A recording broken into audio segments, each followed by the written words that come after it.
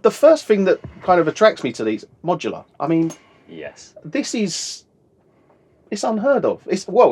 You tell me. So who else is doing this? Basically, so the original story started. We wanted to get into Dolby Atmos, and as I'm sure you know, it's very expensive because all these speakers cost quite a lot of money, and we don't have a huge amount of money. So the solution for us was to design our own, as you do. And basically, we came up with the modular upgradable monitor. Now, the idea with this is... Oh, so that's what M.U.M is. Yeah. Exactly, yes. Okay. So the idea is you can start off with the base model if you don't have a huge amount of money. And over time, as either your budget grows or you decide you need more detail or more transient depth, you can upgrade. So for now, we've got the mid and tweeter upgrades. So the base model has the silk driver and the upgrade has the beryllium driver. Yeah. We've also just finished, or we've finished a framework for allowing us to add DSP and amp modularity as well. So if over time someone like Purify comes out with an incredible DSP system, we'll be able to plop that into the system and you'll then have an upgraded system with new capabilities. Who's the brains behind all this? It's sort of evolved. So a lot of it's been our customers, the people. So we made them for us originally. Then people started coming in and hearing them in the studio and going, wow, can you make me a pair? So we started making pairs for people. Nice. And it's been, so we had a guy, Lars, in Hamburg, ordered a pair. We didn't find out till the last minute that he wanted to soffit mount them. Right. We couldn't soffit mount them because the amps are in the back. Yep. So we've got to take the plate amps out the back and put them in some kind of housing. That's when I thought, okay, well, why don't we do this? We can bolt that on the back of the speaker, but you can take it off, put a longer cable on, and you can put that in a rack. Yeah. Like, why has no one done that before? No. So little things like that have sort of evolved. And that's a 19-inch rack. Yeah. Standard 19-inch. Yeah, standard 19-inch rack. And that's, so it's just little things like that that seem to make sense to us, really. And so this current design actually came about after we got the first orders. So we had an existing design which maybe 10, 12 people pre-ordered, and then we decided that wasn't good enough. So we wanted to up it one more, did lots more research, lots more prototyping, and then eventually came up with this with its own, like a new material as well. So we were using MDF, which was an absolute pain to paint because you have to do 500 layers of the thing. And then it still looks awful. Yeah. So then you pay someone $1,000 to do it, and you've just wasted $1,000. So the idea for us, that then gets passed on to the customer. Exactly. So in order to keep this affordable, we found a new material which arguably does cost more than MDF, but saves a whole load of time, which is called Valchromat. Yeah. So it's a fiberboard. It's like MDF, except it's about 30% more dense. So you get less resonance. It is therefore more heavy. It's heavier as well. But that's good. That's good for the keeping resonance out the cabinet. And it comes in about 11 colours as well. So that what you see here, the light grey pair, is the raw unfinished material, which we will offer as a finish. Yeah. Because we like it. That can be then painted. Not quite. So the material itself is coloured the whole way through, as you see on the edges there, which are rounded off. That's the raw material inside. Gotcha. That's an unpolished pair. And then, as an example, we've got a black pair here. The black raw colour looks very much like a dark grey until you polish it, and then all the colour comes out, and you really get a vibrant black, yellow, red, whatever you might go with. Nice. So there's the option there. And then obviously you can choose your specification between silk, beryllium, whatever we end up adding to the DSP system. The actual materials also really, we were quite keen on getting something that's environmentally conscious as well, which MDF isn't. There's that's big for 2023 in it, and that's quite important to us. So the Valchromat is 100% organic. It's made of wood pulp. The resins that hold it together are organic. There's no VOCs in it. You can make children's toys out of it. Right. And even the coating we use on the speakers is 100% organic as well. So. The modular aspect of it. So it's say for instance I wanted to change, I don't know, the driver or whatever. I wanted an upgrade. Now, could I just literally do it myself? Yes. Is it that there's no additional calibration? So 3 bolts anything? Out, pop a new tweeter in, change the flick of a preset on the DSP. Oh, okay. So there's you've just got 3 presets. Yeah. So basically, what you've got on there, you just change on the amp. Yeah. Except that may change because obviously this is still an evolving product. We have a solution in which we have a small mini PC entirely automated. You plug it into the Ethernet, you plug a USB in, it will upgrade the DSP to the new driver configuration. So that's another option. We're still kind of toying with that at the moment. There's a lot of things that have been thought about. So it's been about a year in development. We've tried to think about and we've tried to use the best components we can. So the amps are made by Hypex. Yeah. Lots of companies using Hypex modules because they're just fantastic. These new bass drivers from Purify are incredible with the very unusual everyone has asked. So with a regular rubber surround, a half circle surround, like on the subs. You get a lot of distortion. You can get as much as 30% of the radiating area of the front of the speaker can be the surround. And it changes as the cone goes in and out. When it goes out, it flexes and expands. When it goes back in, it contracts. So you're getting a lot of change of surface area as the cone moves, and that causes distortion. And that moves up into the mid-range. You can't hear it so much in the low end, but you can really hear it quite often in the mid-range because it can cause gain pumping, which is why 3 ways are generally better than 2 ways, because you eliminate a lot of that because you've got a dedicated mid-driver. So what they did was they mathematically modelled this so as it retains the same surface area at whatever position the cone is throughout its excursion. The biggest, and you could argue that's marketing mumbo jumbo, the biggest difference, well, the first thing I did when I got this was I used got the bass driver we were originally using, and that, which was good, but felt we could do better. Filmed it with the camera in slow motion. And it's like when you hit a cymbal, it was just the cone was moving and distorting all over the place. This one, you film it in slow motion and it just goes in and out. There's no distortion on the cone. So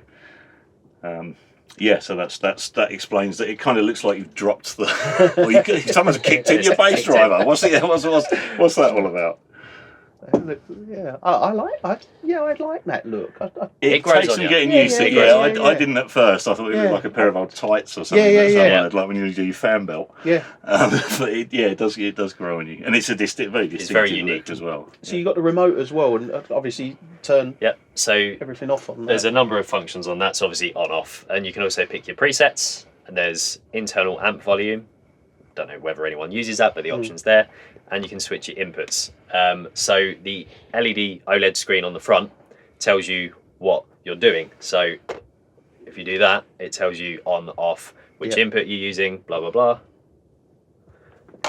And when you turn them on, they'll tell you which preset they're on, followed by which input they're on, followed by the internal amp volume, which we recommend just keeping at 0 and then using it to another remote or whatever. And if there's any problems with the amp, so there's heat sensors in the amps as well. So if the amp should overheat, we haven't managed to get one to overheat yet. No, I've tried. It'll just give you a temperature warning on there. And if it needs to, it'll mute itself for a little while to protect itself. But so that gives you all kinds of other information as well. There's a lot going on that isn't going on anywhere else, which is good because.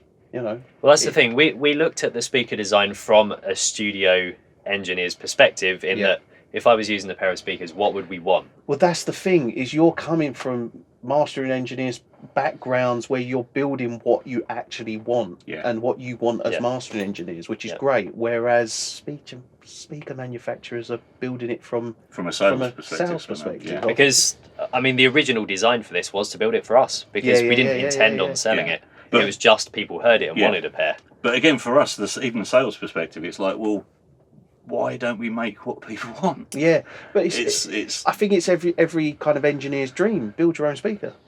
Literally. So if you're tight on cash, you can only afford the base model. Fine. No, you can then upgrade later down the line. And it's literally a 5-minute process. It's almost like, say for instance, let's say, for argument's sake, you put in an Atmos system, go in really low, the base model, and you go, right, well, I'm going to upgrade all of them, put new tweeters in or new driver in. You could do and it wouldn't take you long. No. And if obviously you then got all your amps rack mounted, it's literally a case of USB in that one, done. USB in that one, done. It's a very easy, seamless process.